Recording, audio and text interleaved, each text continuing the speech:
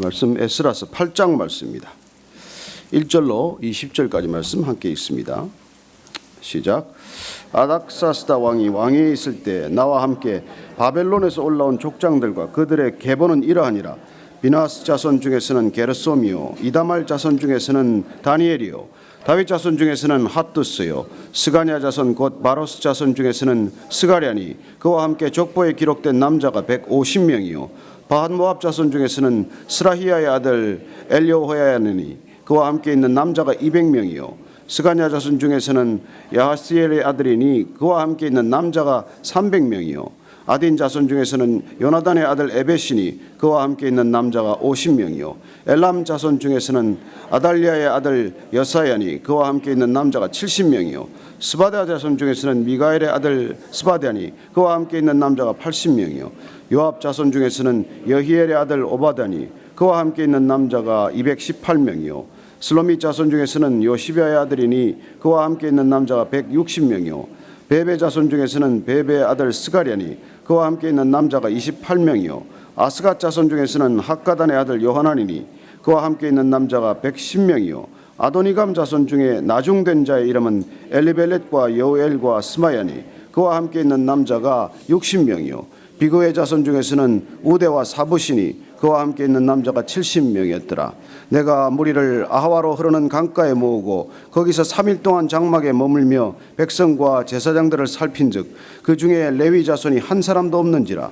이에 모든 족장 곧 엘리에셀과 아리엘과 스마야와 엘라단과 야립과 엘라단과 나단과 스가랴와 무슬람을 부르고 또 명철한 사람 여야립과 엘라단을 불러 가시비아 지방으로 보내어 그곳 족장 잇도에게 나아가게 하고 잇도와 그의 형제 곧 가시비아 지방에 사는 느디님 사람들에게 할 말을 일러주고 우리 하나님의 성전을 위하여 섬길 자를 데리고 오라 하였더니 우리 하나님의 선한 손에 도우심을 입고 그들이 이스라엘의 손자 레위의 아들 말리의 자손 중에서 한 명철한 사람을 데려오고 또 세레비아와 그의 아들들과 형제 18명과 하사베아와 무라리 자손 중 여사야와 그의 형제와 그의 아들들 20명을 데려오고 다윗과 방백들이 레위 사람들을 섬기라고 준 느디님 사람 중 성전 일꾼은 220명이었는데 그들은 모두 지명받은 이들이었더라. 아멘. 오늘 다시 족보가 계속이 됐는데 2장에서 이미 나왔던 족보와 큰 차이가 없습니다.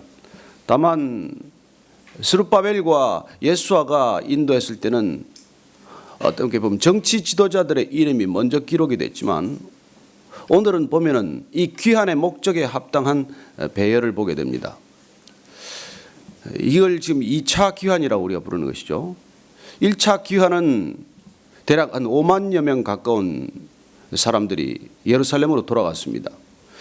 5만 명이라고 그러면 상당한 수 같지만은 사실상 디아스포라로 흩어졌던 유대인 전체 수를 그 당시 200만 정도로 본다면은 여전히 적은 숫자만 귀환을 한 것입니다. 돌아간다는 것은 쉬운 결정이 아니에요. 여러분, 돌아간다라는 게 참으로 이게 중요한 결정입니다. 우리가 왔던 곳으로 돌아가야 합니다. 신앙이란 귀향, 귀환을 바라보고 사는 인생이에요. 돌아갈 곳 없으면 일생 전체가 방황하는 것으로 끝나죠. 그러나 우리가 돌아가야 할 목적지가 있기 때문에 우리 인생 전체는 여정이 되는 것이고 의미가 있는 것이고 또 목적이 분명해지는 것입니다. 그리고 우리는 사람이 돌아갔을 때, 소천했을 때 우리는 돌아갔다라고 말합니다. 그리고 어디로 돌아가는지 분명히 돌아가긴 돌아가야겠죠. 그러나 우리는 하나님께서 우리를 보내셨다면 하나님께서 부르시는 곳으로 다시 가야 한다는 것입니다. 그래서 우리는 귀환의 의미를 그렇게 두었기 때문에 소천, 부를 소자 하늘 천자 그래서 하늘의 부르심이라는 그런 말씀으로 우리가 우리 의미를 이렇게 다시 한번 되돌아보는 것이죠. 저는 이 돌아가는 행렬에 포함되어 있는 사람들이 축복이라고 믿습니다. 5만 명에 비하면 2차 귀환은 굉장히 적은 숫자예요. 대략 한 1,700여 명으로 추산이 되는데 왜 이렇게 숫자가 줄었을까? 보면은 이미 이제 예루살렘으로 올라간 사람들, 귀환한 사람들의 소문이 이쪽 땅으로 전해졌겠죠. 어쩌면 공사가 지연됐던 소식, 또 강 이쪽 청덕들의 어떤 그런 음해나 모략이나 핍박의 소식들이 꾸준히 들렸을 것입니다. 여러분, 해외 이주자들은 어찌됐건 국내 소식에 귀를 기울이더라고요.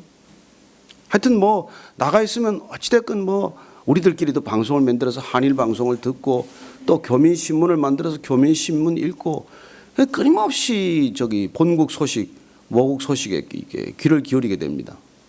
너무 많이 기울여서 우리보다 더 잘하는 사람들도 많아요. 저는 그것도 또 어떤 데는 보면 좀 답답하더라고요. 그 땅에 살면 그 땅 사람들의 형편도 살피고 그 땅 사람들의 이 삶의 방식과도 섞여야 되는데 우리끼리 너무 고립이 되어가지고 그 사람들과 아예 교류가 끊어져 버린다든지 그것도 또 바람직하지 않죠. 그래서 교민 많은 사회라고 하면은 특징이 그렇더라고요.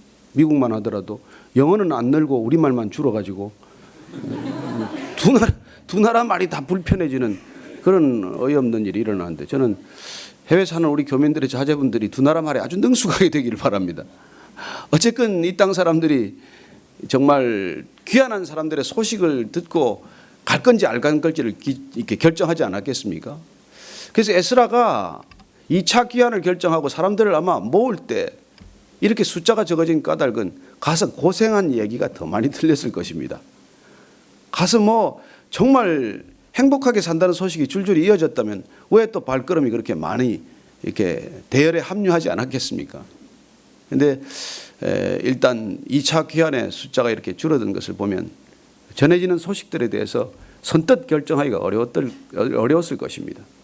오늘 이 에스라가 인도하는 이 계보를 보니까 처음 나오는 이름이 이 제사장 가문의 아들들이 나옵니다. 2절 보면은 2절 한번 다시 읽어볼까요? 시작. 비느하스 자손 중에서는 게르솜이요 이다말 자손 중에서는 다니엘이요 다윗 자손 중에서는 핫두스요. 왜 다윗 왕가의 자손이 먼저 나오지 않고 아론 제사장 계열의 사람이 먼저 나왔겠습니까? 아론 제사장은 아들이 넷 있었어요. 근데 첫째 아들, 둘째 아들 그 나답과 아비후는 하나님이 명령하지 않은 불을 들였다가 죽습니다. 그래서 지금 셋째 아들, 넷째 아들이 남은 것이죠. 그래서 비느하스와 이다말 이 셋째, 넷째 아들의 자손들이 쭉 이어져 온 것입니다. 그리고 에스라 자신이 아론의 16대 손이라고 기록하지 않았습니까? 그래서 이 제사장 가문들이 먼저 기록이 되었죠. 그리고 중요한 것은 이번 2차 귀환의 목적입니다. 성전은 지어졌어요.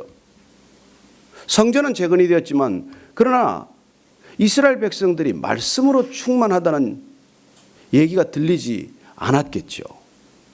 그래서 에스라는 말씀을 연구하고 말씀대로 준행하고 그리고 말씀을 가르치기로 결단한 것이죠. 성전의 내용을 채우는 것은 말씀 말입니까? 성전에 뭐가 있겠어요? 성전에 지성소에 있는 거라고는 딱 하나, 법궤밖에 없지 않습니까? 법궤 안을 보면은 뭐가 들어있어요? 거기 법궤 안에 뭐가 들어있죠? 네? 돌판 10계명, 그 다음에 만나, 아론의 쌍난 지팡이 아닙니까? 그러나 그 만나나 아론의 쌍난 지팡이보다도 중요한 것은 뭡니까? 본질은 10계명, 말씀이 그 안에 들었다는 것이죠. 성전의 핵심부인 지성소, 지성소의 핵심인 법궤 안에 말씀밖에 없다는 것입니다, 사실. 근데 성전은 큰 규모로 재건이 되었을지라도 성전을 채우는 말씀이 없다면은 그 성전은 있으나마나 한 것이죠. 성전 안에 말씀이 차고 흘러 넘치지 않는다면 무슨 소용이 있겠습니까? 그래서 스가랴가 본 환상, 그리고 에스겔의 환상, 그 많은 환상들이 사실은 말씀이 차고 넘쳐야 한다는 환상을 본 것이죠. 오늘날 이 시대도 마찬가지입니다. 성전 안에 있어야 할 것, 우리가 예배드리러 모였을 때 있어야 할 것은 가장 중요한 것이 바로 그 말씀이라고 하는 것입니다. 오늘 이 이스라엘 백성들의 지금 족보를 보면은 이후에 제사장 족보가 먼저 올랐던 까닭도 가서 예배를 드려야 하는 것이고, 그리고 그 예배를 지키는 핵심이 될 말씀을 전할 사람들의 초점이 맞추게 됩니다. 그래서 우리가 보면 오늘 이 쭉 12 지파들 대표하는 것처럼 12 족장들의 이름이 기록이 되어 있어요. 그 사람들을 쭉 이름을 기록해 놓고 나서 그 다음에 15절로 가면은 오늘 이게 이 본문의 핵심 말씀이죠. 15절 말씀을 한번 다시 드리겠습니다. 시작. 내가 무리를 아하와로 흐르는 강가에 모으고 거기서 3일 동안 장막에 머물며 백성과 제사장들을 살핀즉 그 중에 레위 자손이 한 사람도 없는지라. 어쩌면 여기서 3일 동안 아하와 강가라고 하는 이 지류, 유프라테스 강 지류에서 모여서 텐트를 치고 이제 돌아갈 귀한 자들의 명단을 작성하고 사람 수를 쭉 체크를 했을 것입니다. 그런데 중요한 사실이 하나 발견이 된 것이죠. 오늘 모여든 사람들 가운데 레위인이 단 한 사람도 없다는 것입니다. 얼마나 에스라가 놀랐을지 짐작이 가는지 모르겠어요. 이 귀환의 목적은 가서 성전을 섬기는 것입니다. 무엇보다도 성전 안에서 말씀을 가르치는 것으로 에스라는 자기 소명을 삼았어요. 그렇다면 말씀을 가르칠 수 있는 사람들이 함께 가야 하는 것입니다. 혼자서 어떻게 다 말씀을 다 가르치도록 그렇게 하겠습니까?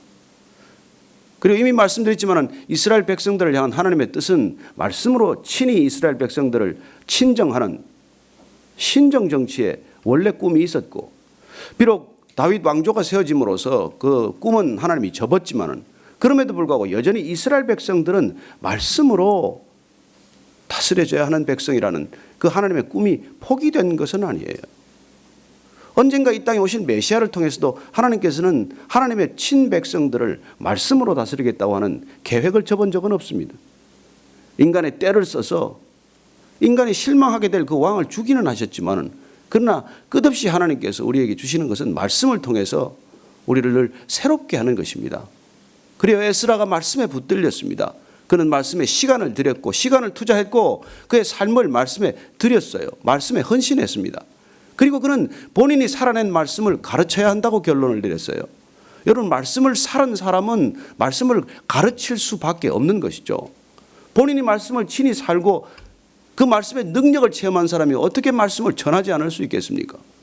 그래서 에스라는 말씀을 전하기로 했는데 정작 레위인이 단 한 사람도 귀한 행렬에 포함되지 않은 것이죠. 그래서 깜짝 놀란 나머지 레위인을 충원하기로 결정을 내립니다. 그래서 그는 오늘 보니까 이제 사람들을 불러가지고 이 가시베아 지방이라는 곳으로 잇도 족장에게 사람을 보내는 것입니다. 아마 여기 가시베아 지방으로 보냈다는 것을 보면 바벨론의 근교에 있는 유대인들의 이 모여 사는 마을들이었겠죠. 이 지방에 있는 유대인들이 몰려 사는 마을에 사람을 보내서 레위인 올라갈 사람들을 다시 모으기 시작을 한 것입니다. 사람의 수는 턱없이 작았어요. 모두 39명이 자원했습니다. 그리고 지난번에 느디님 사람들에 관한 말씀을 한번 드렸지만은, 느디님 사람들이란 전쟁의 포로로 끌려왔거나 어쨌건 이 땅에, 유대 땅에 왔다가 성전에서 레위인들을 돕도록 그렇게 역할이 주어졌던 사람들이죠. 그 사람들도 이곳 바벨론까지 그리고 페르시아까지 끌려와서 살고 있지만 그 사람들 가운데서도 귀환을 결정한 사람들이 다시 나옵니다. 그래서 오늘 보니까 그 느디님 사람들이 다시 220명 그렇게 합류하게 되는 것이죠. 그래서 성전에 가서 말씀으로 봉사하고 성전을 봉사하고 찬양으로 예배로 봉사할 수 있는 사람은 오늘 보면은 259명이 모두 그 이름을 합류하게 됩니다. 1700명 전체 행렬에 비한다면 꽤 되는 숫자죠. 왜냐하면 1차 귀환 때도 레위인 숫자는 약 한 1.5% 정도에 불과했어요. 왜 레위인들이 이스라엘로 돌아가는데, 예루살렘으로 돌아가는데, 성전을 섬기는데 그렇게 소극적이었을까요? 당연히 섬겨야 할 레위인들이 왜 귀환하는데 주저하고, 그리고 그들이 앞장서서 귀환을 결정했어야 되는데 왜 뒤처졌을까요? 느헤미야가 그 이유를 우리에게 일러주고 있어요. 느헤미야 13장을 보면은, 느헤미야 13장 10절을 제가 일러드리겠습니다. 내가 또 알아본 적 레위 사람들이 받을 몫을 주지 아니하였으므로 그 직무를 행하는 레위 사람들과 노래하는 자들이 각각 자기 밭으로 도망하였기로.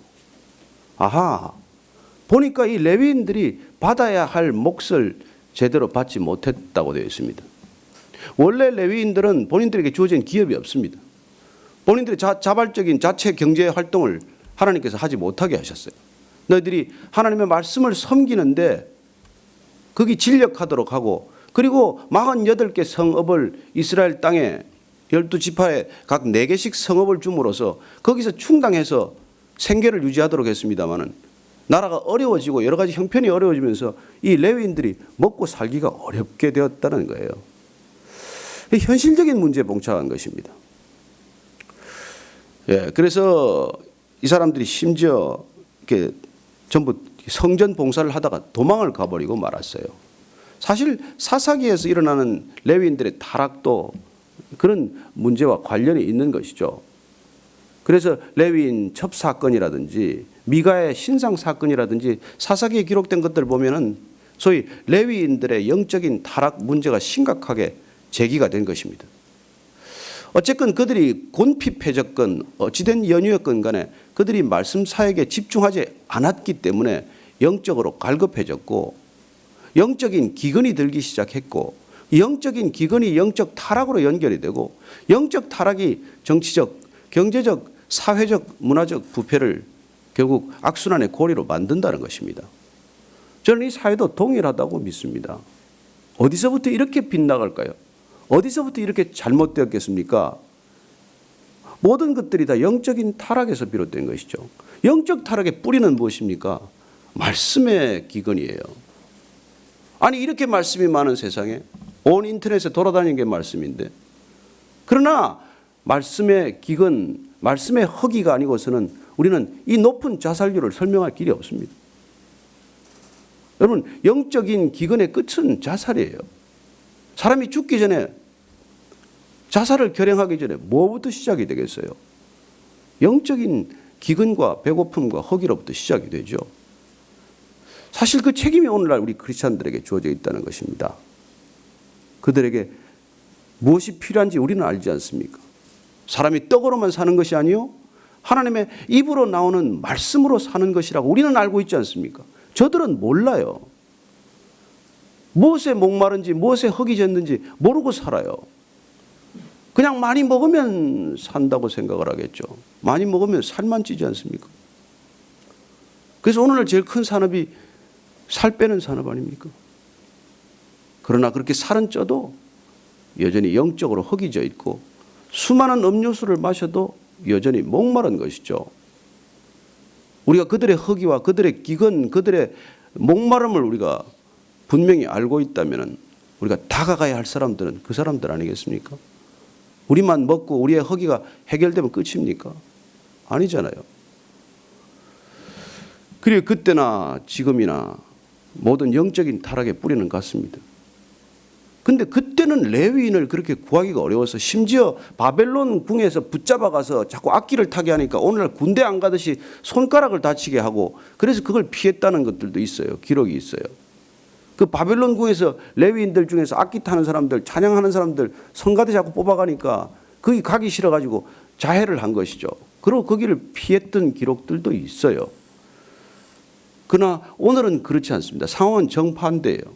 얼마나 많은 사람들이 신학교를 가는지 모릅니다. 아니, 얼마나 많은 신학교가 우후죽순처럼 생겼는지 몰라요. 그래서 사실 종교적인 타락은 오늘날 레위인이 없었던 그때와는 정반대로 너무나 많은 성직자들이 양산되어서 생긴 문제예요. 그래, 오늘날 영적인 혼란과 타락은 너무나 많은 성직자 아닌 성직자들이 많이 세워지고, 목회자 아닌 목회자들이 너무 늘어나서 오늘날 어디에서 우리가 진정한 하나님의 말씀을 들어야 할지가 갈급해진 시대가 도로 된 것이죠. 바닷물이 많아도 그물 마시면 목마르기는 마찬가지고, 온갖 음료수가 많아도 그 음료수를 마셔서는 생수에 비길 바가 못 되죠. 왜 말씀을 들어도 해결이 안 됩니까? 왜 말씀을 들었는데 문제가 해결이 안 돼요? 말씀에 뭐가 섞인 것이죠. 불순물이 들어간 것이죠. 들어서 안 될 것들이 들어간 것이죠. 저는 여러분들이 말씀을 들었다면 여러분들의 목마름이 해결돼야 된다고 믿습니다. 여러분들 안에 어떤 문제가 있건 하나님의 말씀이 들어왔는데 해결이 안 된다. 그건 하나님의 말씀으로 듣지 않았거나 하나님의 말씀으로 전해지지 않았기 때문이겠죠. 어떻게 하나님의 말씀을 들었는데 아무런 반응이 없을 수가 있고, 하나님의 말씀을 들었는데 어떻게 내가 변화되지 않을 수 있습니까? 하나님을 뭐로 만드는 거예요, 그러면? 하나님을 동네 아저씨 취급을 한 거죠. 그래서 저는 이 시대도 동일하다고 믿습니다.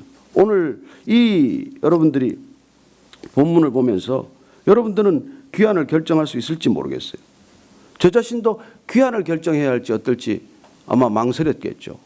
그러나 이 귀환을 결정한 사람들은 적어도 하나님께 헌신을 다짐한 사람들이고, 에스라가 주창하는 말씀 사역에 끝까지 함께하기로 결정한 사람들입니다.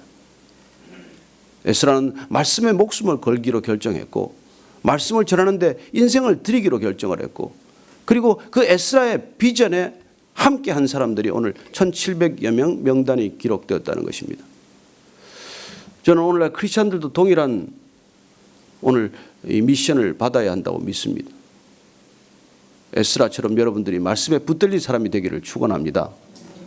그리고 우리 모두가 그 말씀에 붙들려서 우리가 먼저 살아내고, 그리고 그 말씀을 가르쳐야 한다는 마음의 중심이 불붙듯, 그렇게 불일 듯 일어나게 되기를 바랍니다. 어제도 말씀드렸지만 여러분, 다른 사람한테 가르칠 건 뭐 있습니까? 우선 우리 자녀들한테, 가까운 사람들한테. 그래요. 어떤 사람들 요새 우리 그 교회 나오는 아주 새신자지만은 그 뭐 애들 데리고 같이 유치원 하는 어머니들 모아놓고 그 교회도 안 다니고 성당 다니는 사람들 불러가지고 같이 성경 통독 모임을 시작을 했대요. 놀랍게도 그렇게 같이 읽어가는데 하여튼 정말 이렇게 좀 깜짝 놀랄 만한 열매가 맺히고 있다는 것이죠. 무슨 뭐 가르칠 것도 없이 같이 읽기만 하는데도 그런 놀라운 열매와 변화가 있다는 것입니다. 교회 오지 않아도, 교우들과 같이 읽지 않아도, 같은 교회 식구들하고 읽지 않아도 누군가와 같이 말씀을 나누고자 하는 그 열정을 그렇게 하나님께서 뿜어내도록 해주셨다는 것이죠. 저는 정말 바라기는 여러분들이 꼭 교회 모여서 많이 성경을 읽는 것이 아니라 동네에서, 집에서, 일터에서 그렇게 말씀을 함께 읽는 친구들이 생기기를 바랍니다. 그들이 주님에 붙들렸을 때 본인의 해갈되는 것을 경험을 통해서 이 땅에 귀한 하나님 나라의 역사가 일어나고 간증이 쌓여지게 되기를 바랍니다. 오늘 기도할 때 정말 이 귀한 자들처럼 다시 한번 말씀에 붙들려서 말씀에 헌신하기 위해서 이 길 가게 하여 주옵소서. 그리고 이 시대에 목마른 사람들, 허기진 사람들, 죽어가는 사람들을 향해서 우리가 베풀어야 할 것들이 무엇인지, 어떻게 저들에게 말씀으로 나아가야 할지 하나님 지혜를 주십시오. 저들을 붙들 수 있는 능력을 주십시오. 그렇게 한번 기도하고, 어제에 이어서 오늘 계속해서 우리가 중동을 위해서 그쪽에 무슬림 땅에 박해받는 선교사들과 크리스천들을 위해서 함께 기도하겠습니다. 하나님 아버지, 길지 않은 인생 어떻게 헌신해야 할지 주님께서 다시 한번 우리들에게 말씀해 주셨습니다. 우리는 돌아가야 할 곳이 있는 사람들입니다. 하나님, 이 땅 가운데 영원히 방황하고 끝나지 않을 인생들이고, 하나님께로 돌아가야 할 때 우리가 함께 가야 할 백성들 주님께서 허락하실 줄로 믿습니다. 하나님, 레위인들과 느디님 사람들을 우리에게 주셨듯이 그들처럼 우리에게 주신 사람들 데리고 함께 하나님께로 돌아갈 수 있게 하여 주옵소서. 애타는 영혼들을 주님께서 우리에게 맡기셨사오니 하나님, 저들에게 말씀으로 양육해 하시고, 하나님, 저들이 무엇에 목마른지 알게 하시고, 저들이 무엇에 배고픈지 깨닫게 하셔서 하나님, 저들을 향해서 우리가 주님의 손을 내밀게 하여 주옵소서. 하나님의 마음을 전할 수 있게 하시고, 하나님의 시선으로 바라보게 하시고, 하나님의 열정으로 저들을 품게 하여 주옵소서. 오늘도 중동 땅을 위하여 기도합니다. 그 땅에 무슬림들에게 핍박받는 크리스찬들을 위하여 기도합니다. 하나님, 이 땅 가운데서는 무슬림들이 마음대로 모스크도 세우지만은 그 땅 가운데서는 예배 한 번 변변히 드릴 수 없는 땅입니다.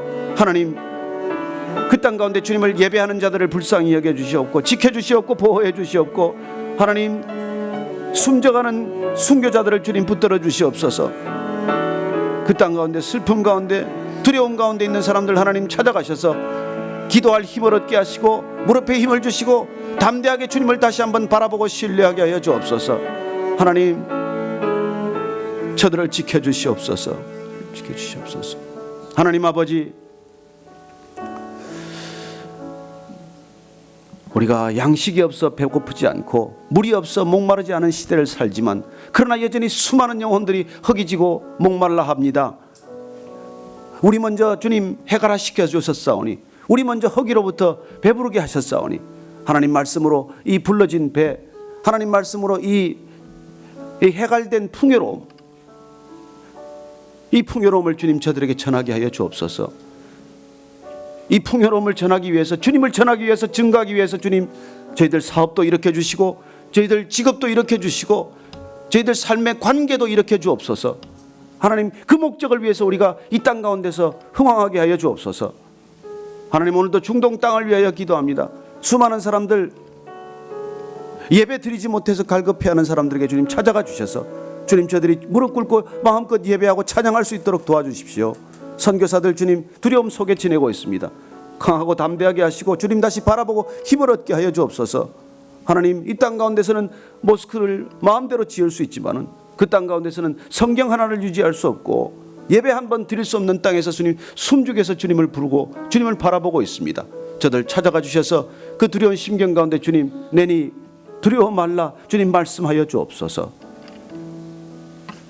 이제는 우리 구주 예수 그리스도의 은혜와 하나님 아버지의 크신 사랑과 성령의 기름 부으심이 오늘 에스라와 함께 귀환을 결정한 12족장들과 그리고 레위인들 느디님 사람들처럼 말씀에 헌신되어 일생 주님께로 돌아가기를 헌신하고 결단한 이 자리에 고개 숙인 모든 성도들 한 분 한 분의 생애 위에 지금부터 영원까지 함께 하시기를 축원하옵나이다. 아멘.